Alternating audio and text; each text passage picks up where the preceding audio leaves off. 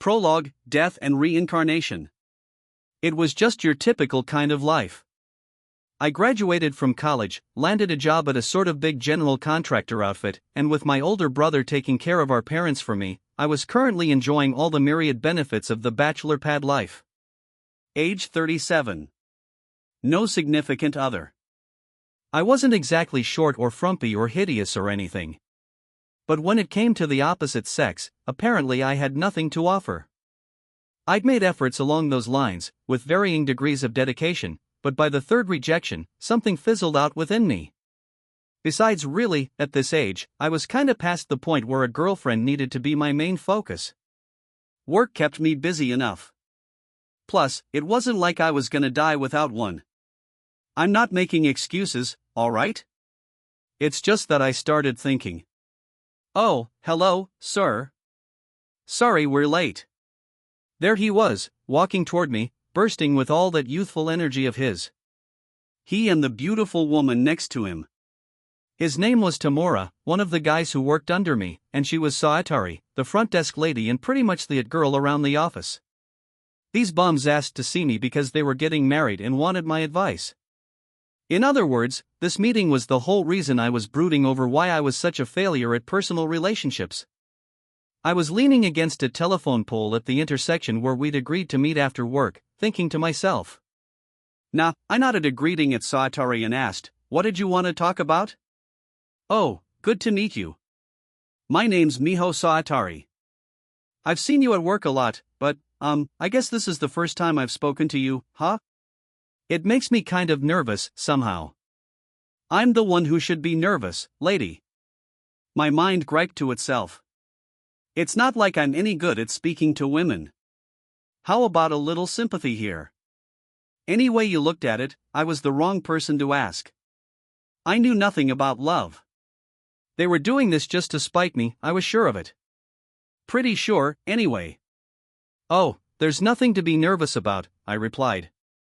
Satoru Mikami.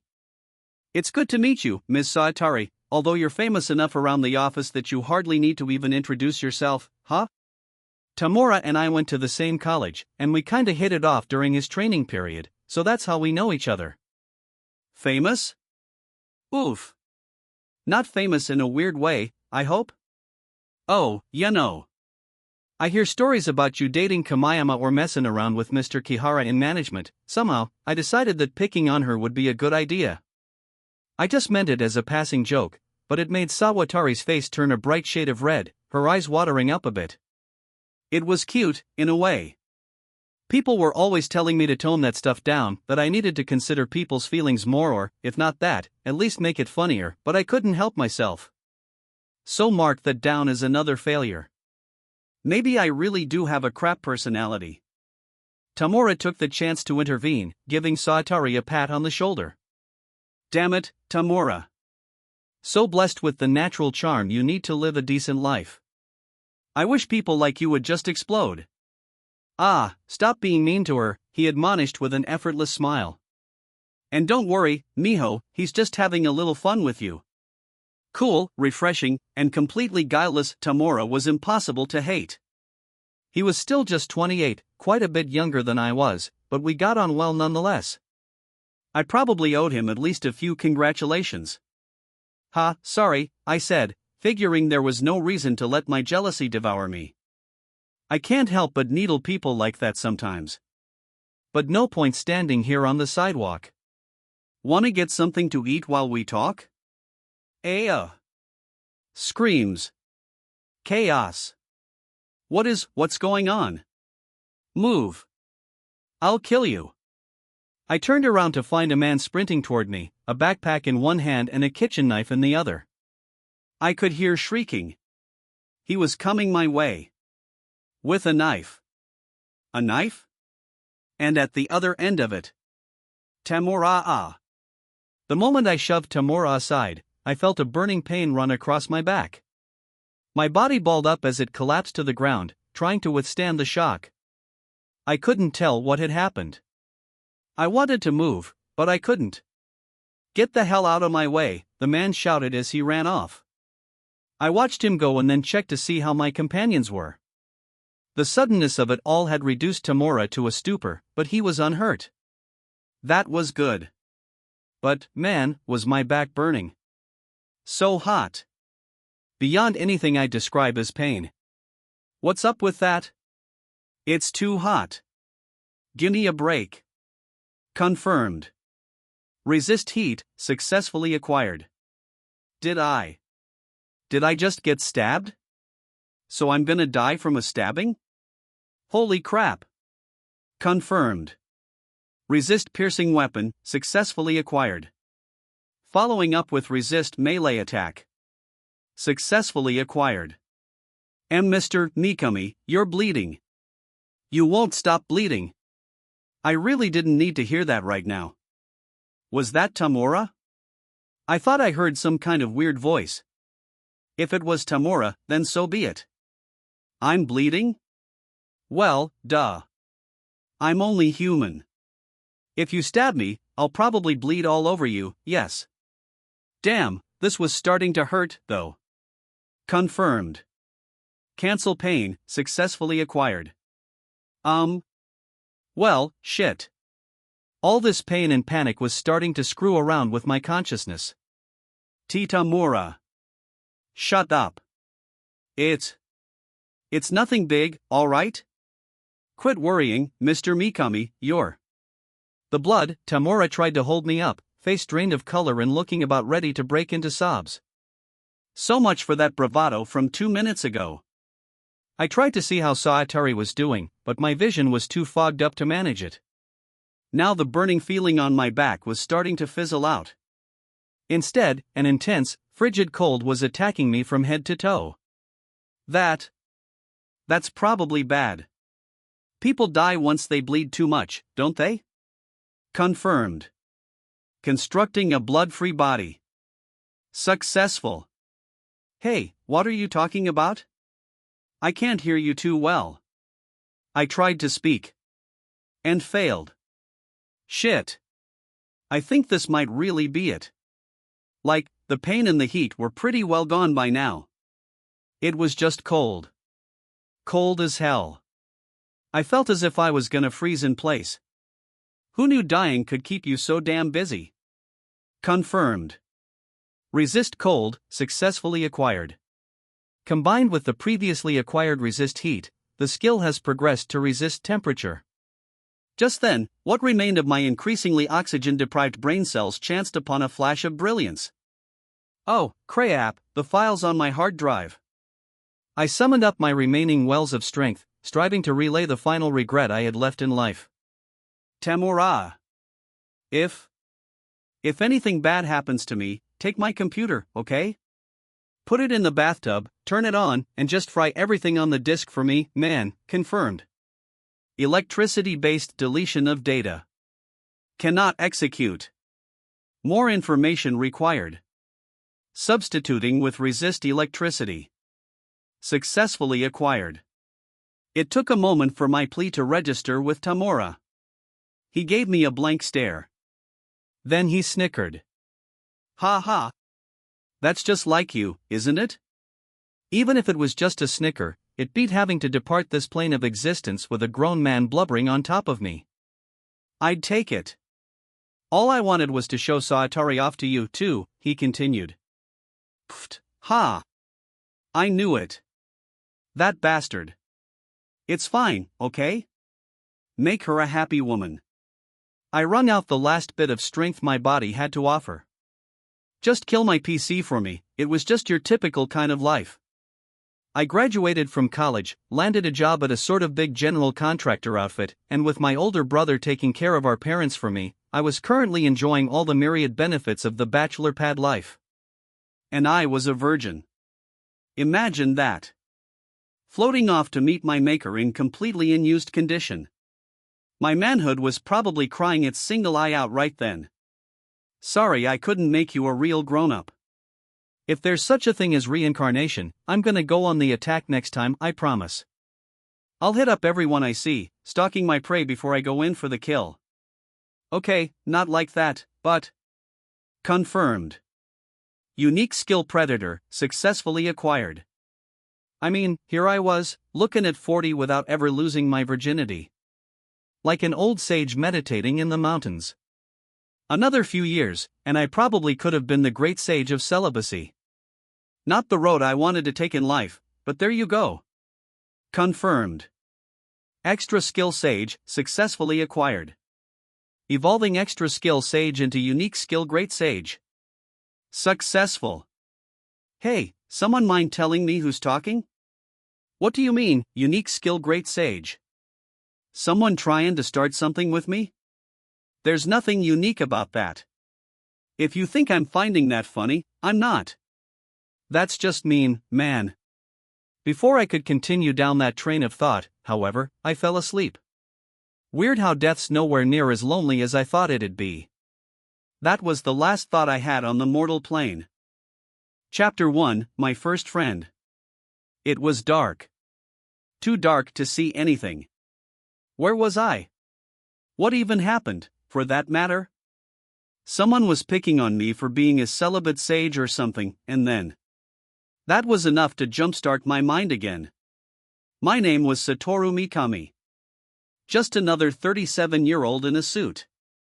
And when I shoved my coworker aside on the street, some random maniac stabbed me. Good. I remembered all of that. Which meant I must be fine. No need for panic. That wasn't like me anyway. I was known for having a cool head. The last time I panicked, it was grade school and all I did was wet my pants, just a little bit. I tried looking at my surroundings. Then I noticed I couldn't open my eyes. Odd, I thought as I tried to rub them and my arms didn't respond. And more to the point, where's my head, anyway? This was getting confusing. Like, whoa. Wait a sec. I needed some time to deal with this. Whenever I start freaking out, I always find it helpful to sit still and start counting prime numbers until I calm down. Let's try that. 1, 2, 3 wait, 1 doesn't count as a prime number, does it? Ugh. Now wasn't the time for this. I couldn't let myself think about this stupid crap. This was bad, wasn't it? Like, what's going on here? Was I, like, past the point of no return, unless I did something? Panicking, I checked to see whether I was hurt anywhere. I didn't seem to be. Physically, I felt terrific.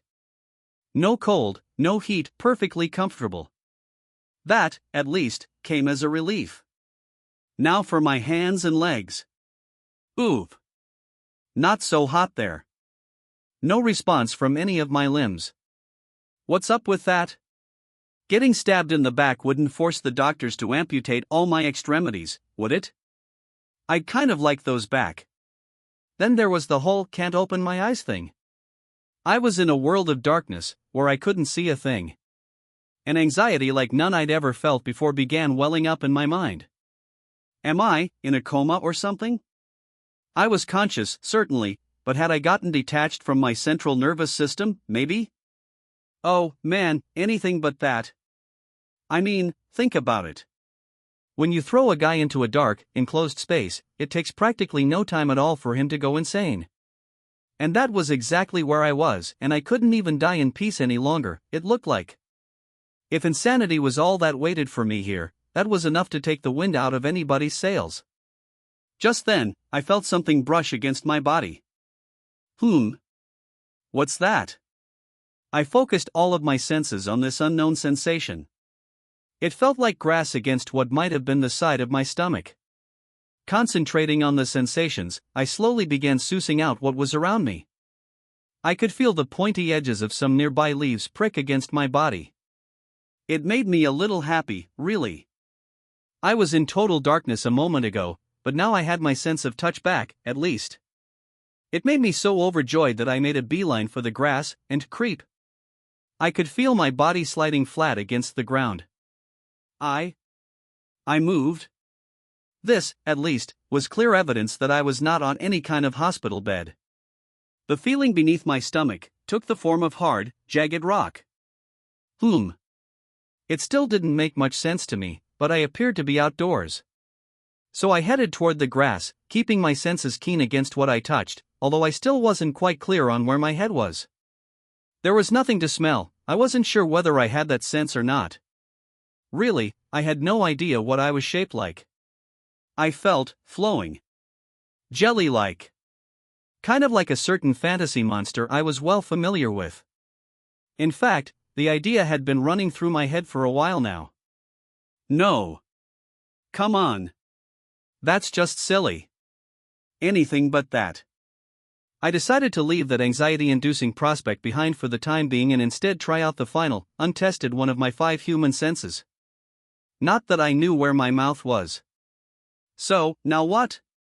Suddenly, a voice ran across my mind. Use unique skill predator? Yes, no, huh? WH what? Unique skill predator? And what was up with that voice? I thought I heard something weird when I was talking with Tamura earlier. That wasn't just me imagining things?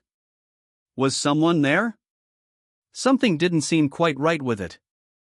It wasn't that I thought I had a visitor, so much as, well, as I just had words floating into my mind. Cold, unfeeling words, like a computer-generated voice.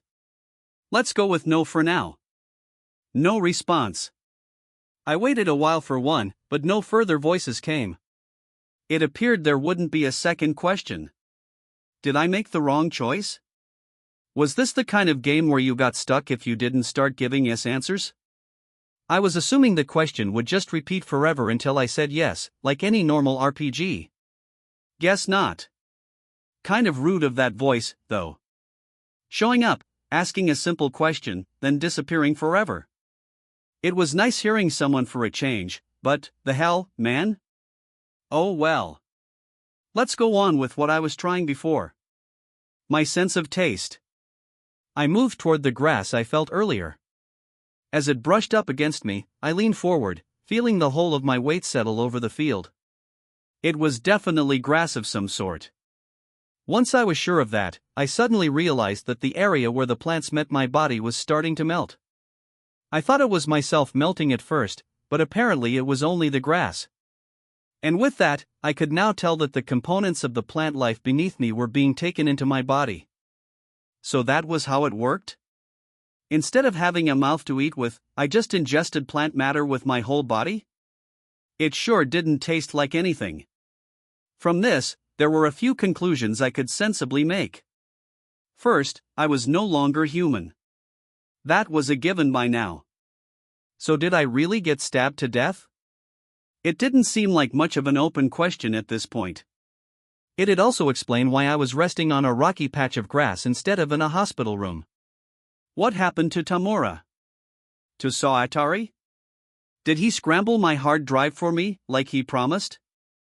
I was full of questions, but also a suspicion that, by this point, none of them really mattered anymore. I had to think about what came next. So, is this it? Am I really a... You know. With the kind of tactile feedback I'm getting at the moment. I trained my senses back inside my body. It responded with a rhythmic motion. Boing. Sproing. Slowly, inside the total darkness, I took the time to ascertain the exact boundaries of my form. Heavens! I used to be such a handsome, attractive man, and now I'm so fluid. So aerodynamic. Yeah, right. You think I'd accept this just like that? As far as I could feel, there was no longer any doubting it.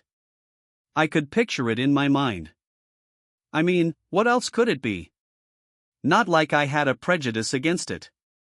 Hell, it was kinda cute, if anything. But was it for me, though? If you took a poll, I think at least 9 out of 10 people would have the same answer. I would just have to accept it, though. Accept the fact that my soul, or whatever you want to call it, had been reborn inside a monster from another world. The odds of such a thing seemed astronomically low to me, but I'd been reborn. As a slime. Munch, munch. Munch, munch, munch, munch. I just snacked on some grass. Why did I do that? Well, why not? Not like I had anything else to do. It had been a few days or so since I was pretty much forced to accept the fact that I was now a slime. How many, I wasn't exactly clear on. The passage of time is tough to pick up on when all you can see is total darkness. One discovery I had stumbled upon over the past few days was that a slime's body could be way more useful than at first sniff. I never got hungry, for one, nor did I get tired. Food and sleep, for me, were wholly unnecessary. And I had divined something else, too. I couldn't be completely sure, but there didn't seem to be anything else living around here. In terms of danger, I wasn't sure there was any to speak of. My days were blissfully free of worry. Or anything else, really. The whole time, I never heard that voice again. By this point, I wouldn't have minded a little companionship. But no. It was just me, the grass, and me eating it for lack of much else to do. It was simply a way to kill time. And by this point, I could sense the entire process, my body absorbing the blades, dismantling them internally, sorting through all the components, and storing them away. What it all meant, I couldn't say. It was starting to frighten me a bit. I needed to do something, or I'd lose my mind. So I kept going through the cycle: absorb, break down, store up. But there was something odd about the process. Elimination never factored into it, somehow. Not even once. Maybe slimes didn't need to do that. Hell, not like I'd know either way. But where was all this stuff I was ingesting going, then?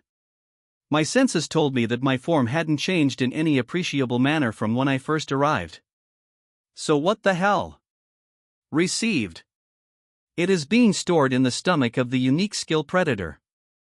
Current physical space usage is less than 1%. What? Whoa. It speaks. But since when was I using any skills? I thought I answered no back there. Received. The unique skill predator is not being used. The matter being ingested into your body is set to automatically be stored in your stomach. This can be changed as needed. Oh. Well, nice to see we're having a real back and forth, finally. But back to business. If I use the skill, what happens then? Received. The unique skill predator chiefly comprises the following 5 effects. Predation, takes the target into your body. Lesser chance of success if the target has its own consciousness.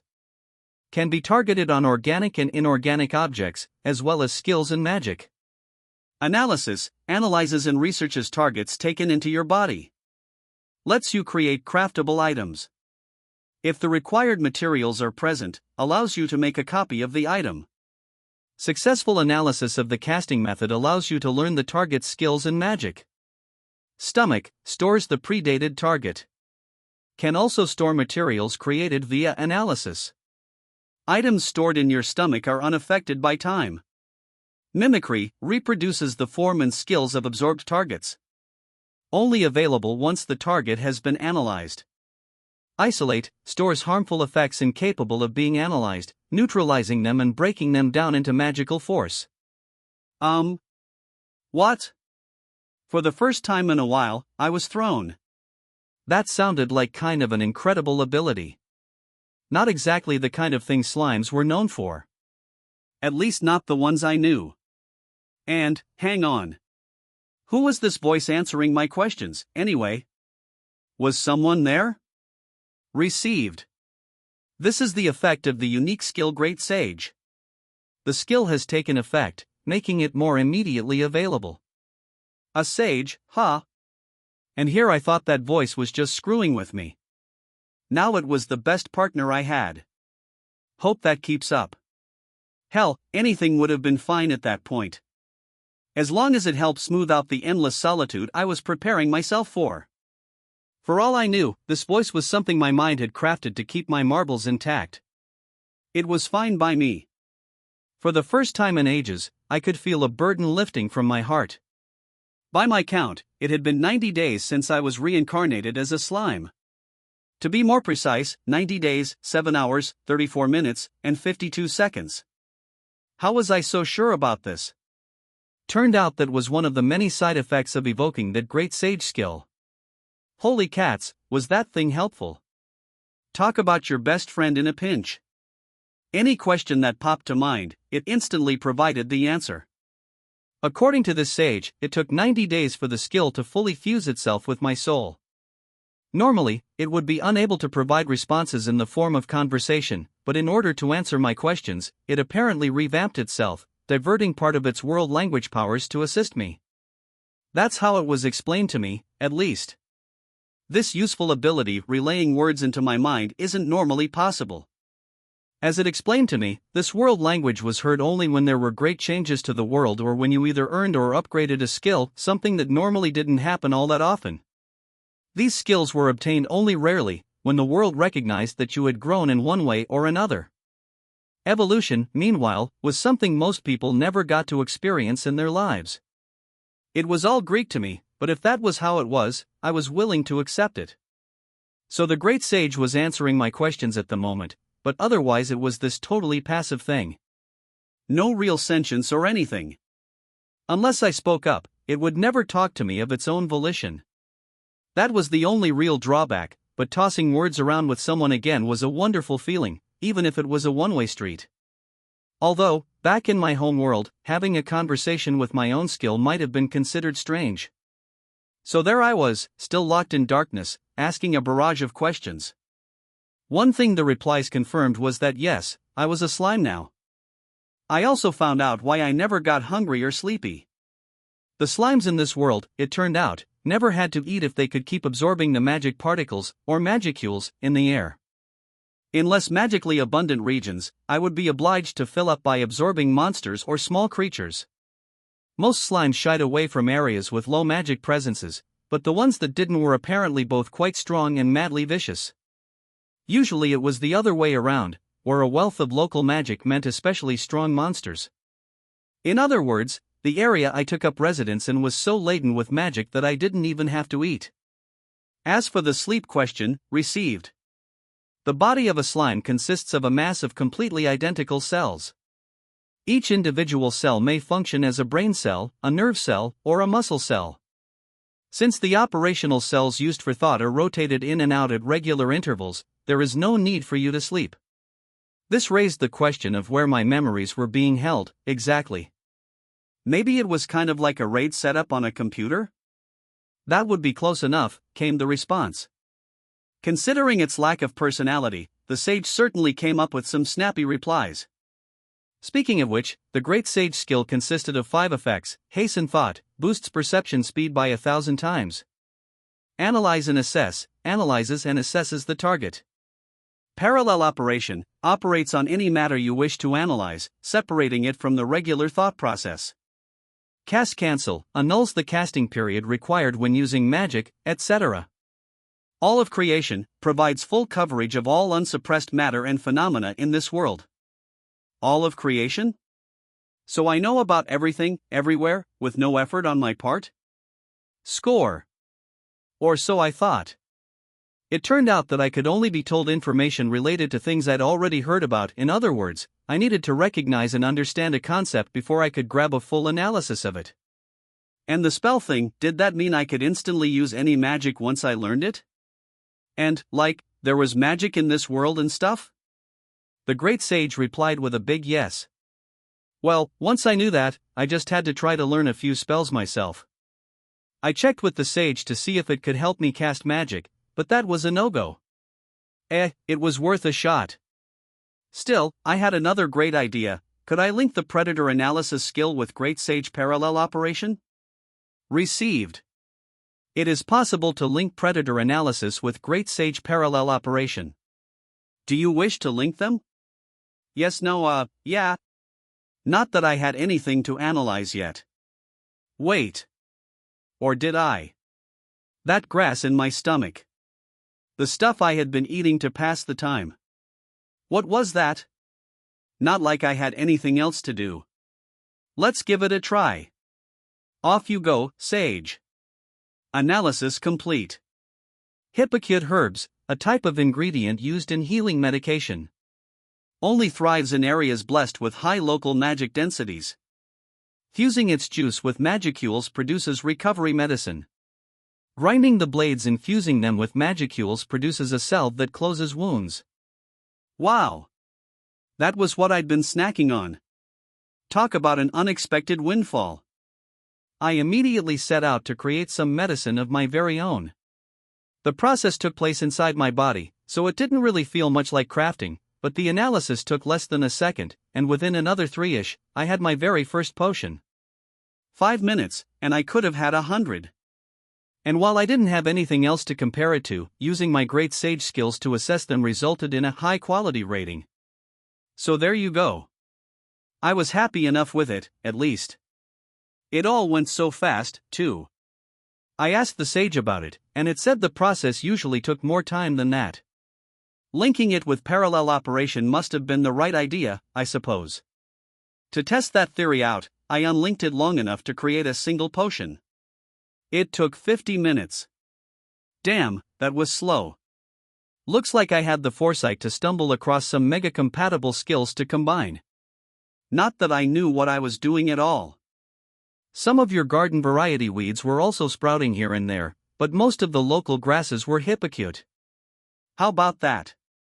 So I decided, as a little insurance, to predate all the herbs I could in the area and turn my stomach into a little recovery potion factory. I didn't have much else to occupy my time. It was still pitch black in here. There was no doubt about it. I had put my guard down. I had a partner who granted me skills and the ability to engage in, kind of passive, conversation, and I let it get to my head. I suppose that had a lot to do with how for 90 days in a row, I never ran into any other creatures. No danger to my life whatsoever. But either way, I had let my guard down. For an instant, I was like, huh? I felt a sudden sensation that I had grown lighter or heavier or, like, unstable. Did I fall in some water? In the past 90 days, I hadn't felt so much as a drop of water hit my body. I'd assumed I was in a rain-free cave or some other kind of shelter, so I had never even entertained the possibility before. I had probably slipped into a river or something. Rivers don't exist indoors, so maybe it was some kind of underground creek in this cave I was in. Up to now, I had been careful with every step I took, making sure everything remained steady in the darkness. But after learning about my skills, getting full of myself, and using predation to eat a pasture's worth of grass, I had stopped paying attention to what was under me. I was always like that. Getting cocky, then screwing it all up in the end. I'd proclaim to a customer, "Oh, absolutely. That won't be any problem at all," and then have hell to pay. It had happened over and over. I still remember the spiteful looks the rest of my team gave me for it. Too bad I didn't think to stop myself in time. What kind of idiot runs off into parts unknown when they can't even see? If I survived this, I was gonna give myself what for. Of course, given my personality, I doubted I'd learn anything from it. It was funny how serenely I was handling this whole thing, though. Not like I had much in the form of arms or legs I could flail about in horrified panic. Guess it's over, then. Pretty short lifetime even by slime standards, maybe. I said my final prayers, awaiting my inevitable suffocation. Suffocation never came. Why not? Did I not fall in the water? Time to call on the sage, maybe. Received. A slime's body operates exclusively on magicules. Oxygen is unnecessary, and therefore, so is breathing. That is why you have not been engaging in that behavior. Oh. Right. I wasn't paying attention, but I guess there wasn't any breathing, was there? Made sense. Even after 90 days, I was still learning something new. But now wasn't the time to celebrate. I had fallen into water, and even if I wouldn't die, it did still put me in kind of a bind. What now? I couldn't really tell whether I was floating or sinking. My lack of limbs precluded any attempt at swimming. Would I wind up at the bottom sooner or later and be able to creep my way back to the surface? Or was I doomed to bob around in the middle of the current, never reaching much of anywhere? Though, if anything, it felt less like a violent torrent and more like I was being rocked in a cradle. Very gently rocked.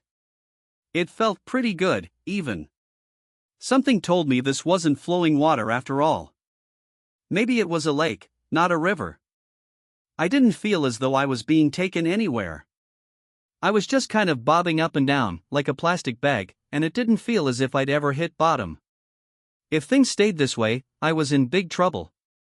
What now? Just then, my brain cells, or my slime body, I guess, came up with an ingenious plan.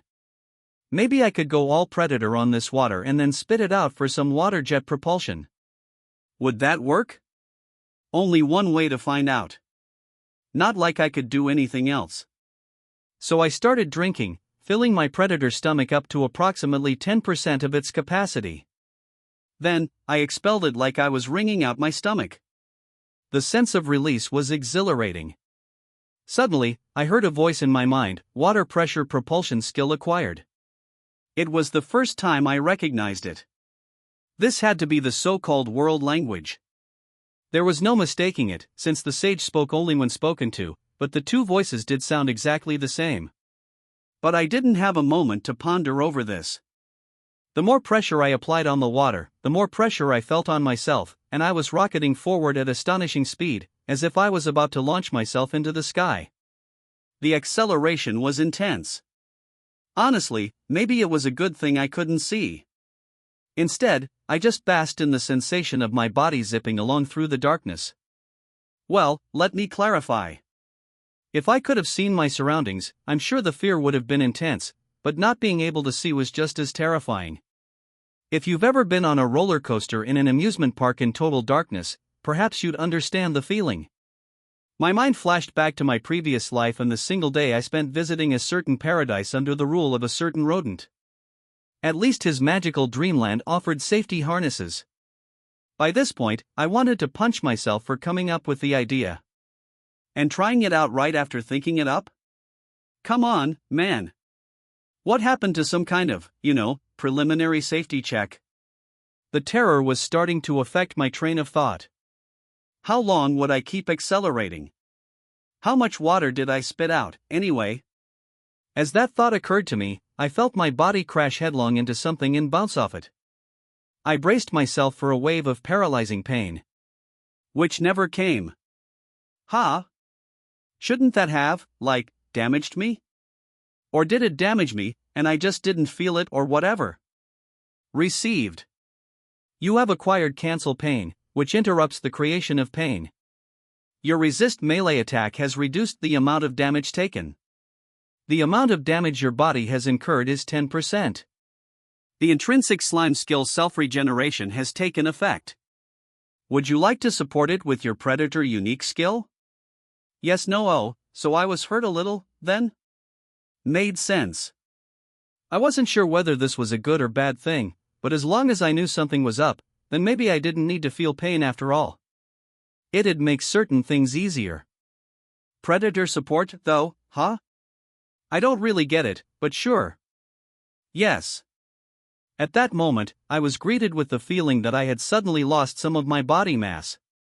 After a while, I felt it return.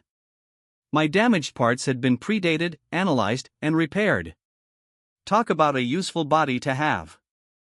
I should try testing later to see how much of it I can afford to lose before I'm KO'd. It was way too dangerous to mess with in detail, but I guess I could afford to go without at least a bit of it at a time, so. Something told me I was getting a little too careful, anyway. I had a stockpile of recovery potions, which I didn't even have to use. And I would have figured losing a tenth of my body would be a pretty serious issue, but now I knew I could just regenerate it in the space of 10 seconds. Next time I was damaged, I'd try using those potions. So where am I wonder? Making sure my body was back to normal, I checked out my surroundings. No telling what kind of dangerous monsters might be nearby. I was out of the water, but maybe there were scary, scaly things waiting for me on the other side. Slowly, carefully, I started taking action. It kind of seemed as if whenever I did something carefully, it meant I was about to be exposed to a heap of danger. I was sure it was just my mind playing tricks on me, though. And that thought probably did me no favors, because... Can you hear me, little one? I heard something. Little one? It's probably not anyone besides me, is it?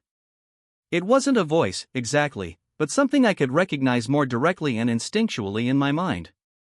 I didn't have any ears to listen with anyway. Hello? You can hear me, can you not? Respond to me. Well, no shit. But how was I supposed to reply without any mouth? As an experiment, I tried thinking shut up, Baldy. In my mind, not like this guy could hear it or anything. But how was I gonna get anywhere here if I couldn't even give a oh? You dare to call me bald, do you? Rather a lot of nerve packed into such a little body, no? I had hoped to give my first guest in quite a while a little kindness, but it would seem you are in rather a hurry to die. Oh. Geez, could have warned me that would work first. And I had no idea who I was dealing with either. Well, that was it. My loss. Time for an apology. I'm sorry.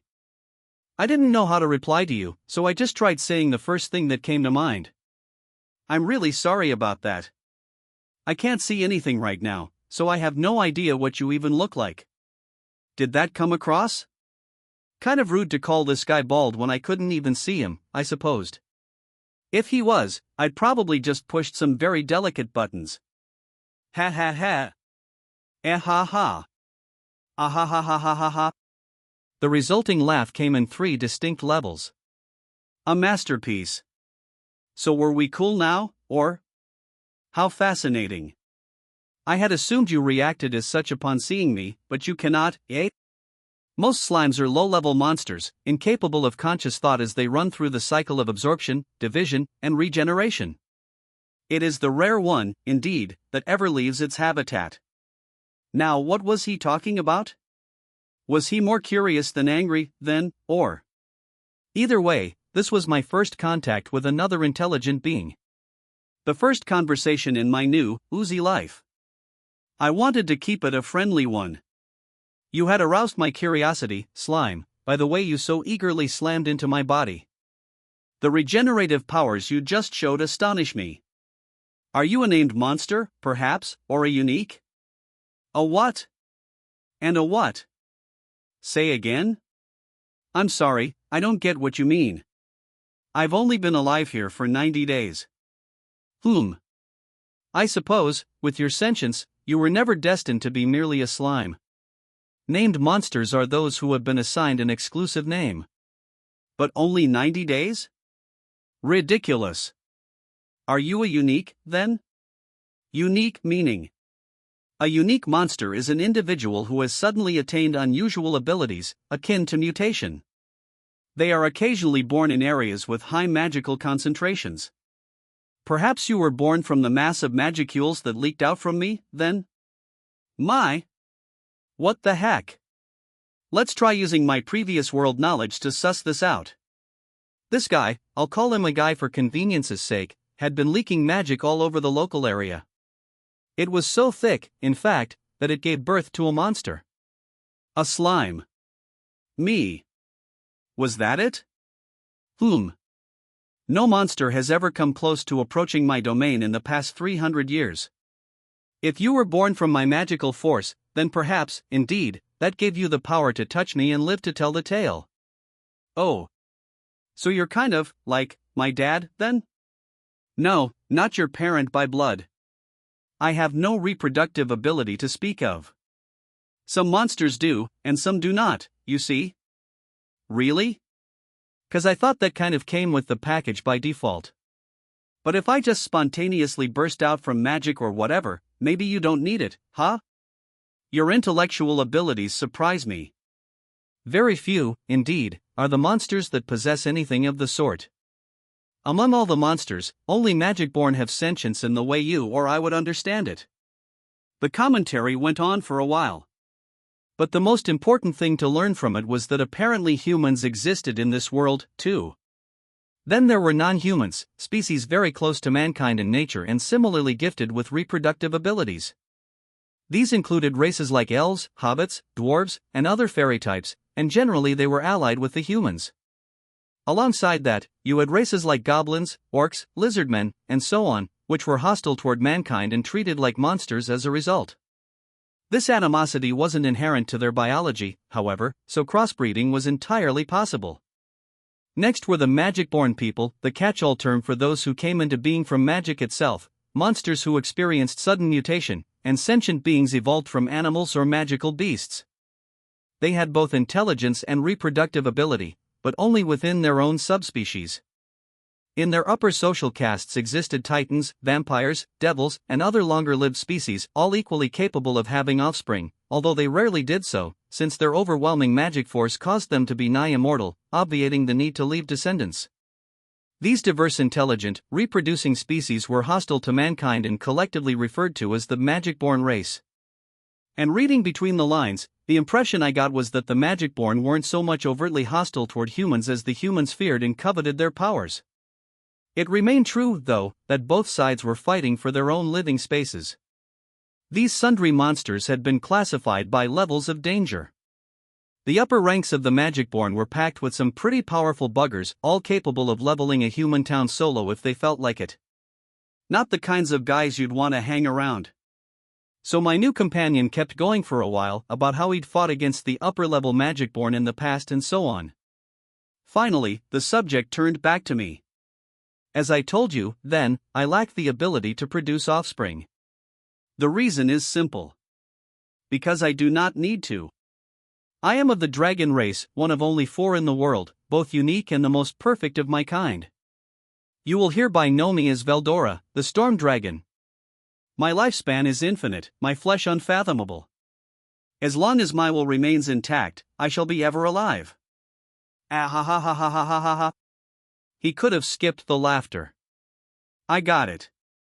So he didn't need to have kids, because he was gonna live forever, right? And while this guy took a while to get to the point, he did mention something I didn't want to overlook. Veldora was the storm dragon? Plus, if he liked taking a good-natured swipe at upper-level Magic-born now and then, he was, like, pretty tough, wasn't he? Using my knowledge of Earth stuff, I tried to picture Veldora the storm dragon, no doubt seated in front of me right now. I didn't like what my mind came up with. He seemed to be acting polite with me, and that made it all the creepier. So what now? Wow, really? Well, thanks for all that handy guidance, sir. Guess I'd better be on my way, then. I tried my best to flee. Halt! I have told you all about myself. It is your turn now, would you not agree? I probably shouldn't have expected any other treatment. He wanted to know about me? If I told him about my miraculous journey from an alien planet, would he believe me? He seemed to marvel at how smart I was for a slime. If I tried to make something up, I doubted he'd fall for it. Such an attempt seemed like a good way to dig my own grave. Well, whatever. If he didn't believe me, I'd deal with it then. Summoning my resolve, I told Veldora everything that had happened to me so far. So, yeah. Here I am, I guess. It's been super rough, you know? While prudently keeping the topic of my skills unexplored, I regaled the dragon with my tale of being stabbed, waking up as a slime, and everything else that happened on the way to his domain. It was a bit weird how, well, non-rough it all sounded when I put it into words. But it was rough for me all the same. And the worst part was how I was literally operating blind the entire way. If some cute lady passed me on the road later on, would I ever get to see her? The thought saddened me a little. So a transmigrant, then? Your origins are quite rare, indeed. Ha? Are they? And you? Transmigrant? This isn't any big surprise to you? What's with that reaction? So these transmigrants were common enough that he had a name for them? What was so rare about it, then? You do see transmigrants, on occasion. Their memories from the past are burned into their souls, due to a powerful will. There are some, indeed, who retain every memory of their past lives. But a transmigrant from another world. That is quite uncommon. A regular soul, by itself, would have no hope of surviving a journey across realms. It would dissolve midway, taking its memories with it. Someone retaining their full mind and becoming reborn as a monster out of pure magic. I cannot recall any past example of that. Quite peculiar, indeed. Transmigrants from other worlds, it seemed, kept only part of their memories at best. Someone like me, who still had them all, was pretty well unheard of, not that I cared too much. He had just told me something I couldn't afford to ignore. A soul, by itself. So you could travel to this world without getting reincarnated or anything? Ha! Am I that unusual? 'Cause it sure doesn't feel that way. Are there people, then, who come here from other worlds without being trans-whatevered? There are. None have succeeded in traveling to another world from here, but there are more than a few that have completed their travels here from elsewhere. They are known as visitors, or otherworlders, and they bear knowledge of things that do not exist in this world. They acquire, as I hear it, some manner of special power when they make the journey here. Beyond that, there are records of transmigrants, who, as I said, bear knowledge of other worlds. Not all of them choose to openly identify themselves as such, though, I imagine. Interesting.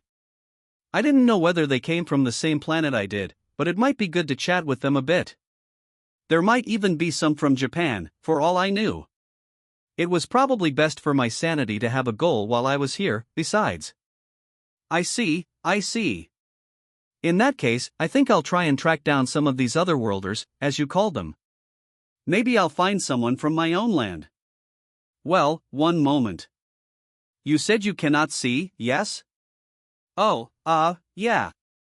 And? It was a pain in the ass, yes, but as long as I took my time and kept from getting myself killed, I was sure I'd run into some fellow visitors. Probably. Let me help you see, then. What? Damn. This guy. I mean, Veldora the Storm Dragon. He was acting way too nice to me, wasn't he? Could I really trust him? Really? Indeed. On one condition, however. What do you say? I didn't like the sound of that, but, what the hell? What kind of condition? A simple one. When I grant you the ability of sight, I beg of you not to fear me. That, and I bid you come visit and speak to me again. That is all. I trust my terms are agreeable to you? That's all? Was he sure? What a lonely dragon. Guess there was no one else around at the top. No wonder he couldn't stop talking to me. I must have been his first conversational partner in ages. If I'd had my druthers, I would have said this dragon was a total pushover. He might have been feeding me a line this whole time, even saying he was a dragon. Maybe the dragons in this world weren't even all that powerful in the first place. This was a pretty good deal. Is that really all you need? Yes. To be honest with you, I was sealed away in here 300 years ago. Ever since then, I have had so much free time on my hands, I was practically out of my mind with boredom. What do you think? Well, if that's all you need, you got yourself a deal. Good. It is a promise, then, and I trust you will hold up your end of the bargain. Of course. Maybe I don't look it, but you can count on me, man. Just ask anybody on Earth. They'll vouch for me. Hopefully he wouldn't try to. That would be bad. Very well. There is a skill known as magic sense. Can you use it? Oh, here we go again. More walls for me to deal with. So unfair. No, I can't. What kind of skill is that? It allows you to perceive the particles of magic floating around you. It is not a very powerful skill, and all it offers is a visual reference, so it is not difficult to acquire. Oh. Sounds easy enough. Indeed. I can wield it as easily as I can breathe. I hardly even bother to think about it. Really? So once I learn that, I'll be able to see again? Precisely. This world is covered in sheer magic, although it is not spread evenly across its entire surface. Did you know, also, that light and sound both have the properties of a wave? Yeah, I've heard about that. Light waves and sound waves. Ah. How intelligent of you. Did you learn of that in your past world? You must have, I wager. But, indeed, you will be able to observe how these waves disturb the nearby particles of magic, then use that information to calculate how the area around you looks and sounds. Simple, yes? Not really? What kind of BS was that? I'm not really sure whether that sounds simple or not, actually. No? But that is what allows one to continue fighting even after losing both their sight and hearing. It protects you from surprise attacks, and that is all but a requirement for survival here, is it not? Why yeah, but can we skip all that fighting talk and just get me seeing again, maybe? Very well. Allow me to help you acquire this skill, then. This is the only method I am aware of. Wait, can you do that? I'm kind of a newborn here. Worry not. You do have your memories from your past life, yes? And there, you gain knowledge about the nature of light and sound. Without that, not even I could help you, I wager. Luck is on your side, truly. True. I supposed it would be hard to explain sight to someone who can't see at all. I certainly couldn't manage it. I read somewhere that Helen Keller learned how to speak only by following cues she learned before going deaf at age 2. Maybe I could use my knowledge of Earth to harness this magic sense thing to figure out what the world around me was like. Worth a shot, I guessed. This blindness was getting to be a massive pain. Plus, I had the sage on my side. It could work this out. I'm ready to learn, sir. Now, no need for such ardor. It is quite simple. First, try moving the magic around you with the force in your body. I had an inkling of what he meant. It was the skill I'd probably adapted to blow myself out of the water a moment ago. Like this? I tensed up, trying to imagine the strength circulating through my body. I could feel something moving within the magicules my companion was talking about. I hadn't been conscious of it in the water, but it looked as though I could adjust the force by how much I tensed up. Before, I hadn't been controlling the water so much as I was controlling the magic dancing around in it. I was exercising my magical muscles, and the particles around me were reacting. It came to me surprisingly quickly. You are more gifted in this than I thought. Now, do you see the difference between the magic moving within you and that outside of your body? Whoa! Maybe this actually was easy. Maybe I was more sensitive to the magic I absorbed now that I was conscious of the way I lived off it. Well, sure. Like, that's the stuff I've been eating all along, right? Ha ha ha! If you understand that much, the rest is child's play. All it takes is feeling the movements of the particles outside of you. Yeah, that I didn't get. But I gave it a shot, doing as I was told and feeling out the particles surrounding me. And I found I could. I could sense them hanging in the air, riding air currents, moving around all sorts of sensations. Let's ask the sage about this. Confirmed. Extra skill magic sense, successfully acquired. Use the extra skill magic sense? Yes, no, huh? It was that easy? Well, sure, yes, then. Man, talk about a rock I can rely on. The moment I invoked magic sense, my brain was filled with new information. A massive amount, something my human brain never could have processed, the waves of light and sound pushing every single tiny particle around, and I processed it all, converting it into perceptible data. The thing about human eyesight is that it doesn't give you even a 180-degree view of what's in front of you. Now, all of a sudden, I could see a full 360 degrees around myself. The shadows of the rocks around me, the views hundreds of meters away, the moment I turned my attention to it, I could figure out what it was. If I were still human, all this perception data probably would have fried my brain circuits. But now I was a slime. My cells could provide muscle just as easily as brain power. So somehow or other, I withstood the torrent of information. Then, synchronizing extra skill magic sense with unique skill great sage. Successful. All information will now be managed by Great Sage. Suddenly, my vision opened up. The brain-searing sensation from before was gone, and then I could see so clearly that it was a wonder I wasn't able to do it before. Something told me that having the sage at my side was almost cheating. It wouldn't be going too far to put it that way. If someone else had it, I'd probably bitch that it was against the rules. Since I had it, though. No problem. Oh, I think I've got it. Thank you very much, I said, turning my attention to the creature in front of me. Holy crap! He really was a dragon. He was covered in scales that shone a dark shade of black, tougher looking than steel itself but supple and flexible. A big, evil-looking. Gah! You're a dragon! He looked positively demonic, towering far higher than I anticipated. My internal scream welled up, pouring out of me, and I don't think I could really be blamed for it. What a surprise! I feel bad for ever thinking this guy was pet-sized. This was, for real. Absolutely no doubt. The body, startlingly similar to a Western-style dragon's, shone like obsidian. There were 6 fingers on each hand, equipped with claws that looked ready to tear through whatever they found. The 2 pairs of wings on his back, one larger than the other, came to a point at their respective ends, like swords honed to perfection and ready to dice.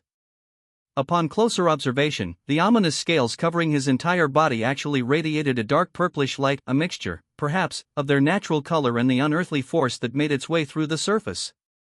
There was something strangely beautiful about his vast shape, the picture of majestic dignity. I began regretting being so rude back when I couldn't take it all in, but that was all water under the bridge. Turned out, by the way, that I was indeed oval-shaped. Like a little bun. Kind of a light turquoise, maybe? Lighter than the daylight sky, but not by a lot. A rather elegant color, I thought. Shame about the whole being a slime thing. You do remember your promise, yes? And considering your previous complaints, you learned rather quickly, no? Oh, of course. I was just joking a little, is all. I can see just fine, and plus I can hear now, too. I really appreciate this. Oof. You could have taken your time. So he was fine after all. A little scary looking, but he was awfully kind to me, for no good reason. He really was lonely, I imagined. It was unfortunate that he looked the way he did. Kind of like that little story about the poor red demon who wanted to befriend the humans.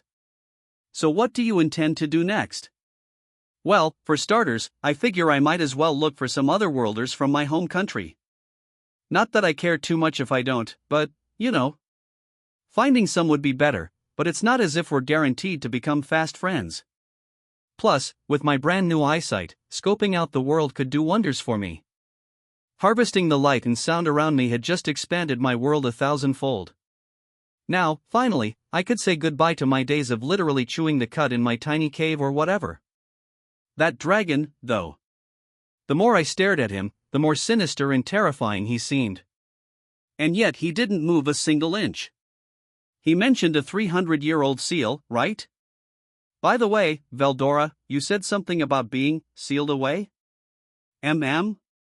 Ah. Yes, I perhaps underestimated my opponent slightly. I eventually began fighting with, shall we say, more urgency, but, well, it was rather too late by then. The dragon sounded almost proud of his losing performance. Magic was one thing, but I doubted there was a sword or lance in this or any other world that could scratch him. It wasn't as if I knew that much of this world yet. Maybe it was crawling with horrifying monsters even more powerful than him, or something? Was your opponent that tough? She was, quite strong. She was what the humans call a hero, one blessed with so-called divine protection. A hero? My days in front of a game console had made me well familiar with that term. Simply doing hero stuff didn't make you dragon-slaying material, though. A lot of recent games had turned their so-called heroes into foils or parodies of themselves, besides. Maybe things were still a bit more traditional around here. Now that I recall, Veldora continued, the hero also said she was summoned. Perhaps she hails from the same area as you. Oh? I dunno. Where I come from, nobody's that strong, you know? Perhaps, but many otherworlders come here bearing special powers. Powers that are chiseled into their souls in the midst of their journey. The summoned will always bear one such skill, a unique skill, one exclusive to them and them alone. Unlike the otherworlders who come here by sheer accident, these people bear a soul strong enough to withstand the stress of the summoning process. The fact that said summoning process so rarely succeeds in this world otherwise proves as much. When you say summoning process, do you mean magic or whatever? Precisely. A process requiring at least 30 magicians conducting a ceremony that takes place over 3 days. It is rarely successful, but it is seen as a powerful weapon to have in one's arsenal, should the need arise. A weapon? Those summoned in such a manner are bound by a magical curse upon their soul, unable to resist the orders of their masters. Whoa, really? No human rights or anything? Human rights? What rights would one possibly expect in this, of all worlds? Do not entertain such fantasies in this realm, little one. The only law that reigns here is survival of the fittest. Might, as they say, makes right. Well, if you got summoned to this world, no point hoping that your old values applied over here, I guessed. Bit hard to accept that. So are you saying that otherworlders pretty much get treated like slaves here? No. It depends. There is no domination stamp applied to them. If society accepts them, they are free to live their lives as they please. They can become adventurers or the like. Many otherworlder adventurers have sought my head. They learned the error of their ways soon enough. Ha. So you're only forced into servitude if you were summoned here, ha? Not servitude, exactly, but I suppose so, yes. I like to believe I know a great deal about the humans, but a great deal is not everything. No. You're a dragon, besides. In a way, he knew almost too much as a dragon. At least conversing together put me on his good side enough that he answered all my questions. So we kept talking, Veldora and I, dragon and slime, about all sorts of things. How had the fight gone with this hero? How strong was she? Her skin was pale in color, the dragon told me, her lips were bright red and small. Her long hair was a dark shade of silver, kept back in a single ponytail. She was slim, not that tall, rather small for a human. Her face was apparently covered by a mask, but there was no doubting her beauty. I asked him whether this beauty was enough to distract him, whether he was too enwrapped to defend himself properly. Enough of your nonsense! He bellowed back at me. Apparently she carried a long, curved sword. A katana, it was called. She didn't bother with a shield. Taking advantage of 2 unique skills, absolute severance and unlimited imprisonment, and a wealth of other magic, she, as Veldora put it, overwhelmed him. There was more than a trace of nostalgic contentment in his voice, or so it seemed to me. Something I picked up on as we spoke was that this dragon, I think he really liked humans. He kept calling them wimps and garbage and such, but from the way he put it, he never deliberately killed anyone who attacked him. Not unless they went out of their way to rile him. One time, 3 centuries ago, just one time, he emphasized a certain chain of events made him reduce an entire city to embers. That was what made the people send a hero his way, and now, thanks to that hero's unlimited imprisonment, he was in his current predicament. I had trouble enough figuring out my own feelings about a lot of things. Other people's, I could only guess at. But I was starting to get the impression that, well, maybe this wasn't such a bad dragon at all. I mean, I liked him. And he wasn't anywhere near as scary as before. All right. Well, what do you think? Friends, then? It was kind of, no, really embarrassing to put it like that. I'd have been blushing right then, if I could. What? A mere slime, daring to seek the friendship of the mighty beast feared worldwide as Veldora the Storm Dragon? Oh, you don't have to if you don't want, but... You fool! You foolish fool! Who said anything about not wishing it? Oh, no? Okay, so, now what? Indeed. If you insist, I suppose I could consider it. I could feel him sneaking furtive glances at me. It would have been one thing if it had been a cute girl sitting next to me at the movie theater, but it was quite another when it was a death-dealing mythical beast. Not fun. Pretty funny, though. Yep. I insist. It's settled. And if you don't like it, then watch out, 'cause I'll never come back. No, so be it. I will become your friend. I do hope you appreciate the gesture. Ha! I wondered whether I could manipulate the other 3 dragons he mentioned like this. I was made to exploit people, and he was made to be exploited. A perfect match. Well, to future times, then. Indeed. To future times. Ah, yes, allow me to give you a name. In exchange, you will give one to us both. Ha? Why? Where'd that come from? It shall chisel into our souls the fact that we are of the same rank. Something similar to the family names the humans use, except my name, for you, will also provide a kind of divine blessing. You are still nameless now, but through this, you will become a full-fledged named monster. So he wanted me to come up with a common name for us to share? And in exchange, I'd get my own name and all the benefits of named monster status? Better think up something good. I'm terrible at this stuff. Well, you said you were a storm dragon, so? I dunno, Tempest or something? Ugh. Kind of on the nose, I know, but it sounded cool to me, so perfect. So be it. A wonderful timbre to that title, yes. He liked it? From this day forward, they will call me Rimuru Tempest. And you? You will be called Rimuru. Proclaim to the world that your name is Rimuru Tempest. Thus the name was carved into my soul. Not that it did too much to me. Or my abilities. But somewhere, deep inside my soul, something did change a bit. I suppose the same could be said of Veldora. And that's how we became friends. Well, it was time to get going, I supposed. But before that, hey, so I had something I wanted to ask before I left, but can't you do anything about that seal on you? Not with my powers, no. Someone with a unique skill on the same level as the heroes would be necessary for there to be even a chance. You don't have any, Veldora? I do, but now that I am sealed off, I can access none of them. Telepathy is about all I can manage at the moment. The hero's unlimited imprisonment could hold its target captive in an infinite number of imaginary spaces for all of time. It wasn't some weak barrier that would allow casual interference with the real world. Looking back, it should have struck me as strange that telepathy was possible, even.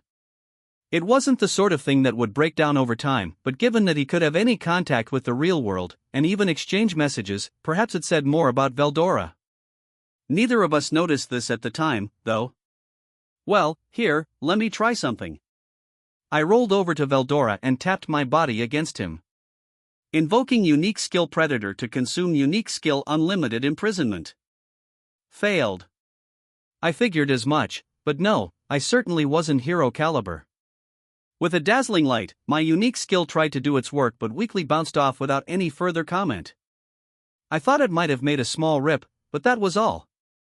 The barrier would repair itself shortly, no doubt. I was hoping that unique skill on unique skill would result in something, but it didn't. Was there anything I could do, though? Something.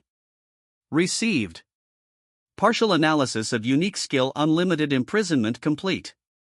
Reporting a potential escape route. Any escape involving a physical body is not possible. The chance of destroying the prison by physically damaging it is 0. Cannot analyze an escape route involving the annulment of imaginary space. One would need to be caught within the same unlimited imprisonment situation in order to analyze it from the inside. This is currently impossible. The chance of escaping in spiritual form is 1%. If a spiritual receptacle is prepared for the target on the outside to aid in the transition, the success rate is 3%. This process is equivalent to transmigration. If the target is poorly compatible with the receptacle, he will lose all memories and abilities.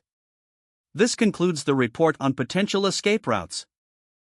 Kind of low numbers, it sounds like. Unlimited imprisonment looked like nothing more than a transparent membrane from my perspective, but physical damage did nothing against it? Maybe it had some kind of insurmountable defense attached to it, for all I knew. Hey, did you lay any damage on this hero at all? Or vice versa? Ah, I am glad you asked. Most of my attacks were evaded, but I did land several direct hits, which, I regret, had no effect on her. Death-calling wind, dark lightning, even storm of destruction had no effect, despite being completely unavoidable. A total loss. All I could do was laugh. Veldora then accentuated the point with a loud, hearty guffaw. It sounded as though you could also use this unlimited imprisonment skill to cover your own body, making a shield to protect from external attack.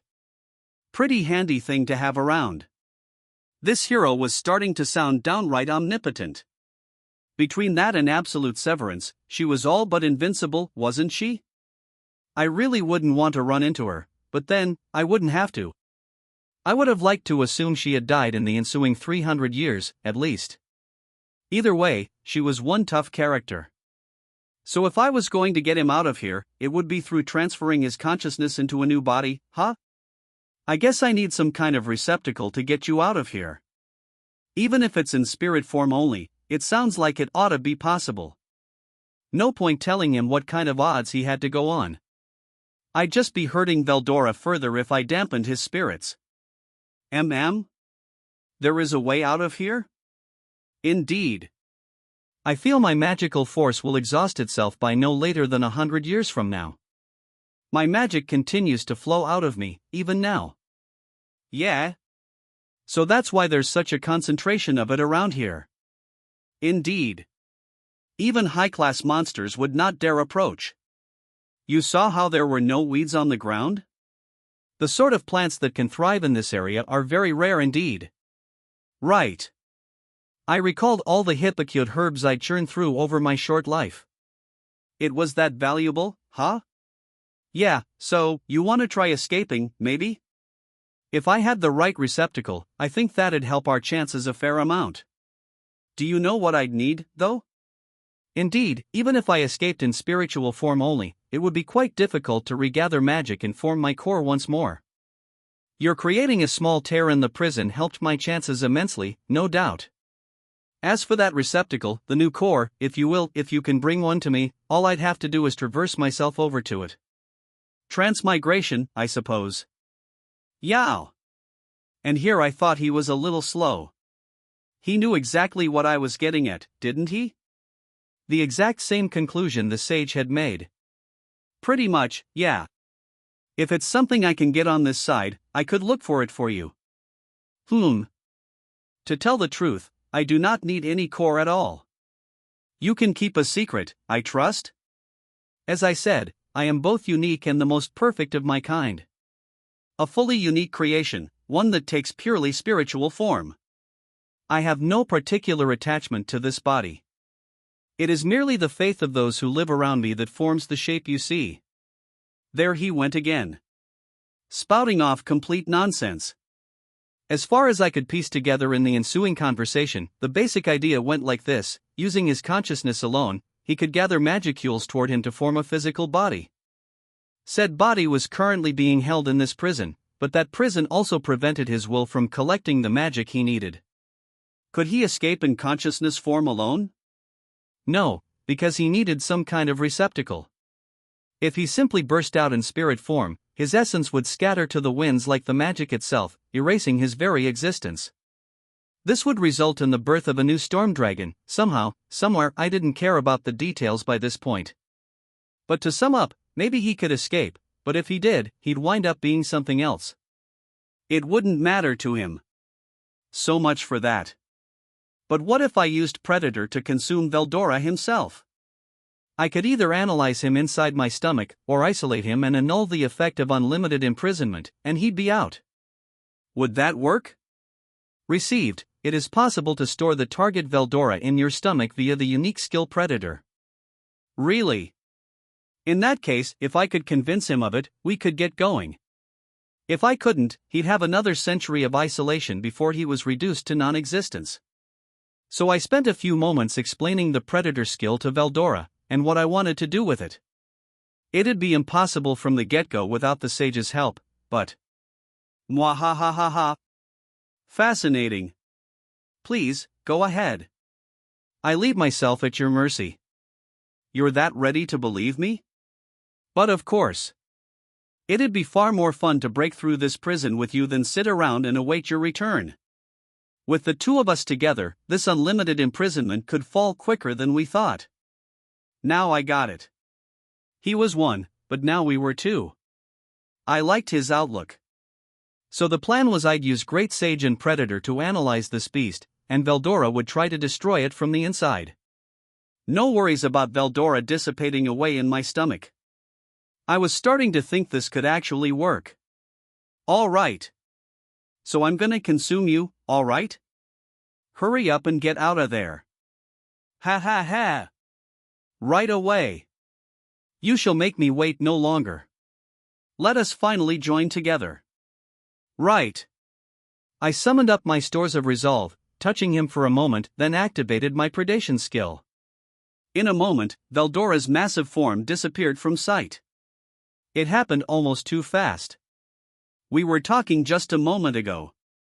Seeing him gone suddenly made me feel very small and very solitary. Using the skill on my first target created too much resistance to work at all, but with the help of a fully cooperative Veldora in all his hugeness, it couldn't have gone more smoothly. He and unlimited imprisonment itself were sucked in at once. Kind of a surprise it all fit in me, though. Checking my stomach usage. Geez, 25%? How big was that thing, anyway? Then, conduct analysis of unique skill unlimited imprisonment? Yes, no, this better work, I prayed as I thought yes to myself. A cataclysm shook the world on that day. It was the only way to describe the reaction when the disappearance of the storm dragon Veldora was confirmed. It wasn't every day that a special S-ranked monster simply vanished without a trace. Monsters, as well as adventurers, were ranked on a system of 6 grades, from A to F. A pluses and minuses could be attached to these grades for extra precision. This system was first put into place by a man named Yuki Kagarizaka, a rumored otherworlder and one of the few to assume the topmost rank of Grand Master in the Free Guild. It was quickly adopted, thanks to being much easier to understand than the previous, somewhat arbitrary 4-tier system of novice, beginner, intermediate, advanced. The special S rank combined the S rank, which comprised demon lord class foes that deserved more than simply an A, with the special tag reserved for those above even that class, monsters capable of single-handedly engineering calamities or natural disasters. A scale-breaking rank, existing wholly outside the 6 traditional ones. Normally, an A-ranked monster alone would be dreadful enough to threaten the existence of a nation. Someone like Veldora was dangerous enough to plunge it into despair. 300 years of penance had done nothing to affect the dragon's rank as a natural disaster-level threat. Just because he had disappeared didn't mean he couldn't be reborn somewhere, posing a new menace before long. But 20 days after the initial report of his disappearance, the Western Holy Church issued a report that, as far as its investigations could tell, Veldora the Storm Dragon both no longer existed and showed no sign of existing anytime soon. Word spread first in the area around the Forest of Jura, a broad plain dotted with a large number of minor countries. Once Veldora's fate had been broadly reported, each one of them sprang to their feet, the proverbial hornet's nest stimulated to action. Every king and every minister of every nation held day after day of emergency meetings, gathering information and debating what to do next. It was a trying time for the Baron of Vuryard, minister of the small kingdom of Bloomond, but not half as trying as it was for the man Vuryard had called into his private chamber that day. This was Fuse, a man just as renowned for his sharp, unrelenting eyes as he was for his small stature. He was the guild master for this kingdom, a position affording him a hefty amount of authority even in such a tiny nation. "I believe you know why I summoned you here," the Baron began the moment Fuse walked through the archway. "You have heard about the Storm Dragon by now, have you not?" Fuse nodded. "Of course, my Baron," he said in his low, hoarse voice. "Humph," Vuryard spat out in response. "I suppose I should expect nothing less of you, my good guild master. Now, may I ask about how the guild intends to respond?" "We have no particular plans at this time, sir." "I'm sorry, did I hear you correctly? You have no intention to take action?" "Yes, sir," Fuse replied with a voice devoid of emotion, silently asking the Baron what he was so perturbed about. "I do not feel any action is necessary." The Baron, not a great fan of this response, chose to keep those feelings hidden. "Rather a strange thing to say, is it not? Not necessary?" The disappearance of Veldora the Storm Dragon may portend further monster activity in the space of days, even hours. And you are taking no measure at all against it? It would strike me as rather strange to do so, sir, for taking such measures is the job of the state. I am responsible for the Free Guild, not for providing volunteer work when bidden. This was the truth, as far as Fuse was concerned. The Free Guild was an independent, non-governmental agency. Its members were afforded no special guarantees of security or comfort, unlike the assorted workers and craftsmen on the government ledger, but the basic rights that all citizens were entitled to. Their only official debt to the kingdom came in the form of taxes. That was the system in Bloomend, as it was in nearly all the nations that surrounded it. To put it another way, the Free Guild was a group that operated outside the framework of any nation and one far more unified than a single government as well. It was a fact that some of their operations occurred without the knowledge or consent of these nations, whether the guild intended it to be seen that way or not. Is it not the responsibility of the state, the guild master meekly continued, to protect the assets of its people? In the same way, it is the guild's responsibility to protect the lives of its members. We both have a lot on our plates, I suppose. Fuse wasn't sure whether he had imagined the blue vein that had just popped up on Verriard's forehead or not. He hadn't. The Baron knew his position was being probed. Enough pretense, Guild Master. How many mercenaries can you provide us? How many adventurers with combat experience? What is the size of the defense force you can provide in service? I need numbers. The Guild Master gave a roll of his eyes and sighed. I do hope we are on the same page when I say this, sir, but I will remind you, we are not an army of volunteers. If we are talking about a mobilization based on the terms of our agreement, I can provide you the equivalent of 1/10 of our members. If you wish access to anything beyond that, well, that would all depend on our compensation. The population of Bloomend was almost exactly 1 million. The membership log of the local Free Guild totaled around 7,000, family members not included. Thus, if the kingdom decided to invoke its agreement with the guild and muster 10% of its members, 700 in all, these fighters would officially join the command of the national army. Such an order, of course, would apply only to guild members who belonged to Bloomend and no other nation. All Free Guild members fell under the same banner, but their home nations were also clearly stated in the logs for this reason. What's more, while a nation had the right to define its own mobilization period under this agreement, it was also obliged to give the guild a 1/5 discount on taxes collected during the entire period. This allowed governments to rapidly summon a powerful force, and the guild to make sure its men would not be obligated to the state for too much of their time. For a group like the guild, which was required to pay salaries to all deployed members in advance, it was the obvious approach to take. Besides, even if a government asked for every man the local Free Guild had, there would be no way to handle them. After all, only about half of any guild's membership had any fighting skill. The Bloomend nobles were fully aware of this. Normally, they wouldn't have their top minister attempt to bully the guild master into better terms, but the times demanded otherwise. The monsters were stirring, for one, but even beyond that, they had more pressing motivations. Very well. Enough of this. Are you trying to wring the truth out of me, Fuse? Fuse's eyebrows raised a little at the mention of his name. Verriard rarely, if ever, called him by it. He turned his eyes toward the Baron for the first time. The area near Veldora's prison was meant to be absolutely impenetrable, he said. Now that route may potentially be open to direct navigation, and that means we must consider the possibility of the Eastern Empire taking action. Ah, certainly so, the Baron replied. Whether they were letting Veldora be or were simply afraid of the seal being broken, we have been detecting sudden new movements in the Empire after a long period of silence. Do you understand what that means? If they can navigate that forest, this kingdom will be swallowed up instantly. And we can forget about the Western Holy Church providing us any meaningful support. The countries around the Forest of Jura have no meaningful alliance with each other. We will all become Empire vassals in the blink of an eye. No support from the Church. I fear not, no. They never were terribly interested in wars between mere mortals in the first place. Annihilating the monsters is what their doctrine calls for. Quite so. If we could have them deploy even one of their paladins, the Empire wouldn't be so quick to move.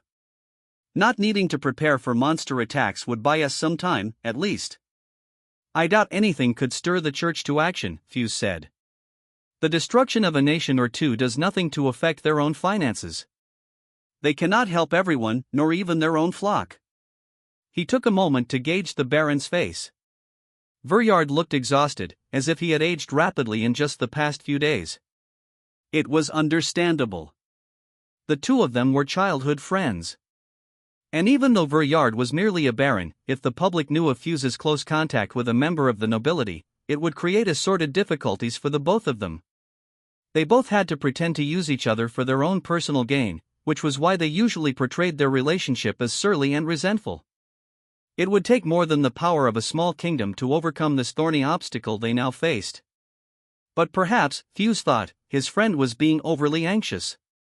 The Empire was on the move, it was true, but that didn't mean they should expect an attack before sunset. But how do we know the Empire will take action against us, he offered. I will gladly conduct my own personal inquiries into the matter. I'd advise you not to expect much, but I can at least gauge the situation in the forest of Jura and around the Empire. I would appreciate that. Yes. There was no guarantee the Empire would act against them. If it was going to, it would undoubtedly be with a large force. It was never a nation to waste its time with small skirmishes. No, it would casually send over a force of 1,000,000 or so and trample over every nation in the area, one by one. Assembling such an army would take time, at least 3 years or so.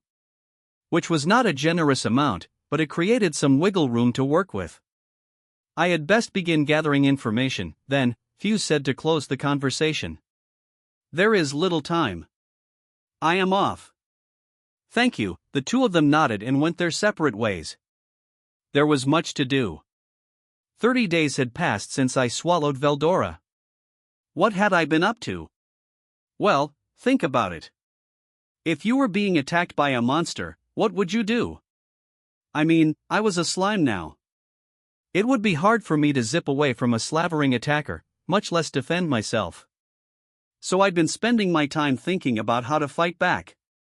Along the way, I'd also been consuming any particularly odd-looking herbs or glowing rocks I stumbled across. There was a fair amount. I was still in the region Veldora described as teeming with local magic, and nearly everything I found there was hypocute herbs. Which was about what I figured. More healing potions for me, I suppose. I also found that most of the glowing stones and such around here were what was called magic ore, which could supposedly be refined into a metal harder than iron or steel and highly compatible with magic. I was kinda hoping for something a little less common, but I didn't even know whether orichalcum or crimson ore existed here, even if they were famous back on Earth. I shouldn't be too greedy. So as I was chowing down on all these yummy herbs and rock, an idea came to mind. If I could spit out water fast enough to give me powers of flight, maybe I could slice right through foes, too, like a high-pressure water jet cutter? No, I know what you're thinking. You're thinking I was about to screw it up again, aren't you? You really shouldn't look down on people like that. I was good in a pinch, you know. They always wrote that in my report cards at school and stuff. Excellent work when he applies himself. So yeah, I think it'd work. Back I went to the underground lake from before. Just as I had imagined, the pool was pretty big. The air felt supremely tranquil to me. There were no creatures around, not even in the water, I assumed, what with all the magic soaked up inside it, which made it all the quieter. Pure, unadulterated nature. Truly a sight to see. But back to business. I moved right into the action phase last time without testing a single thing, which was fairly ill-advised. That, and I ejected too much water at once, propelling myself far quicker than intended. No game plan whatsoever. This time, I'd keep it at water pistol level, expelling just a bit at a time. Just taking a mouthful of water and THPBBT, spitting it out. Here I go. Not much water coming out. Too small of an exit hole? I expanded it a bit. Water shot out with a little more energy this time, dousing a nearby boulder I was targeting. A promising sign. After a few more minutes spent adjusting my water levels, I decided to boost the pressure just a tad more before opening wide. Launch. Then again, gradually upping the output as I kept my water gun practice going. It was starting to take form, yes. But, okay, while a shot of water might sting a bit, I didn't think it'd deliver a particularly decisive attack. So now what? I thought to myself as I took a dip into the lake to gather my thoughts. Whenever I was tired, that was my cue to hit the bath for a bit. I wasn't just splashing around for kicks, alright? Besides, it also gave me a chance to use magic sense and observe myself floating and sinking in the water. I reminded myself of a jellyfish, kind of. Maybe I could vibrate my body's surface to create currents or something? I gave it a shot, running magical force across my skin to control the particles around me. The vibration ran across my entire body, so I tried to point it in a single direction, and that was all it took to get me moving. Nice! I spent a little while whizzing around the water like that, enjoying the experience. A nice change of pace, to be sure, but I totally wasn't just messing around, alright? Let's keep that straight. Skill, current movement acquired. I thought it was the sage for a moment, but it turned out to be the world language instead. That bit of playing around just earned me a new skill. Oh, but it wasn't playing around, okay? I was just relaxing a bit. Thanks to that, though, I could now flit around in or on the water at a pretty decent clip. If need be, I could use water pressure propulsion to speed things up, too. Considering I didn't need to breathe, fighting in the water might actually give me an advantage, for all I knew. Good for fleeing into, at least. That and other matters like it were on my mind as I left the lake. Break time was over, and it had certainly borne fruit for me. As I was relaxing, I had come up with a few new concepts. If I was going to keep pursuing the water gun approach, I'd have to apply constant pressure to my jet output for an extended period of time. Instead, I decided to picture the cylinder of a car engine, applying pressure to my inside while releasing a comparatively small amount of water per go. Adjusting the pressure and the diameter of my output hole allowed me to adjust the force of expulsion, just like before. And thankfully, just as I'd hoped, it worked. A small jet, ejected sharply out of my body, slapped itself against the boulder, and it actually broke the rock slightly where it hit. Success, I think. Better keep practicing before I forget the knack. Adjust output diameter, adjust pressure, and try putting a bit of spin on the water as you eject it, too. There was a lot to think about as I kept rehearsing it. But that was it. That was the mental picture I had to keep in mind. Slicing through with water. I had to make the jets as thin and flat as possible, applying just the right spin to them. So I gave it a whirl. And it worked! The cylindrical shot of water fought through the air resistance fast enough to leave afterimages, just like a blade, then slashed its way right through the rock. With enough force to astound even me. It was the pinnacle of my efforts, the best results of my week of practice. Skill water blade acquired. Skills water pressure propulsion, current movement, and water blade acquired. Combining and upgrading to extra skill, control water. Whoa! It really did work. Extra skills were supposed to offer a completely different level of force than regular ones. Now I had a way of defending myself. It was just about time to head off. Well. Finally. 120 days had passed since I got reincarnated at the banks of this cavern lake. Was I nervous? Yes. I still couldn't talk, exactly. I had no vocal cords, and I'd been poking around my body for something I could use as a substitute, but no dice yet. Staying here until I had more success was one option, but unlike with the water blades, I really had nothing to go on. For now, it'd have to be telepathy or nothing, and if my would-be conversational partner couldn't use that, then so be it. Not the greatest of situations, but there you go. Either way, I couldn't goof around in here forever. I wanted to see the outside world, and if I could, I'd love to run into some fellow Japanese otherworlder castaways. Learning some magic could be fun, too. It was time to get started.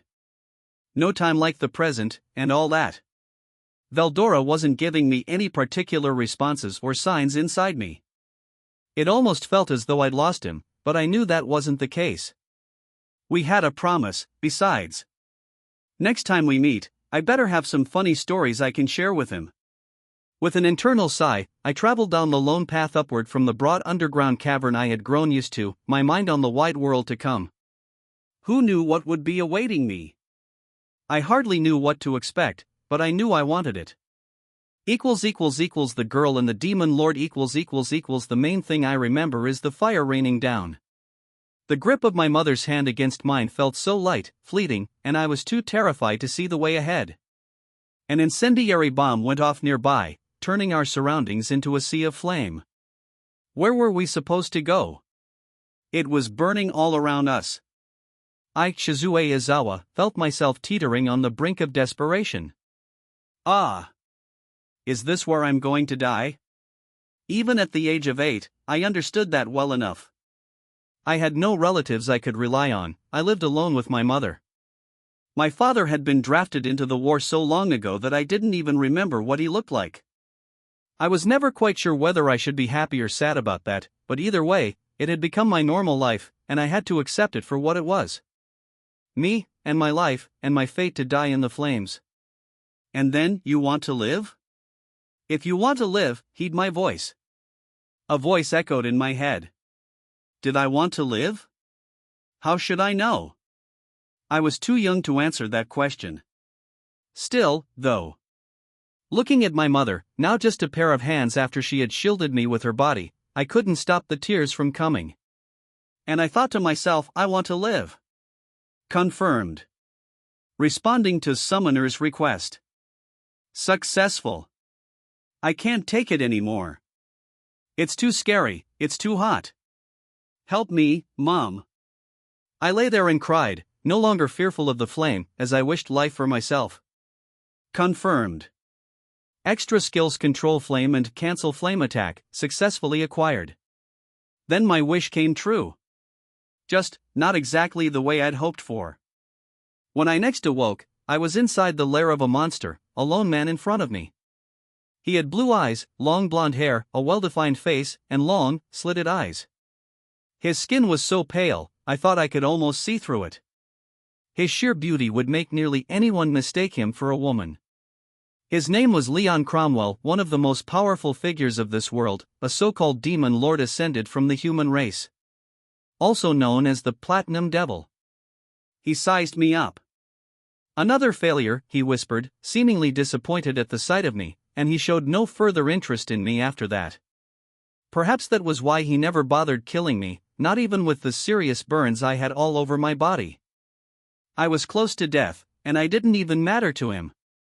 Just a frail little girl clinging to life and no doubt dying soon enough if left alone. I couldn't stand that thought. I was still alive. I didn't want to be abandoned. And I never forgot that experience. That moment of frustrated desperation as he sized me up and tossed me away. That memory wound up following me for the rest of my life's journey. At the time, I had nobody to turn to, none of the strength I needed to survive. The only chance I had to keep going was Leon, my demon lord. He symbolized power to me, and being abandoned by him literally meant death. I suppose I must have instinctually understood that, because without even thinking about it, I had extended a hand out toward Leon. Help! Help me! But the longing arm I stretched out to the demon failed to reach him. I gave up on myself, and with that came the anger. Ah! I really am going to die here. The sheer selfishness of rescuing me and then leaving me to die was something I just couldn't let go of.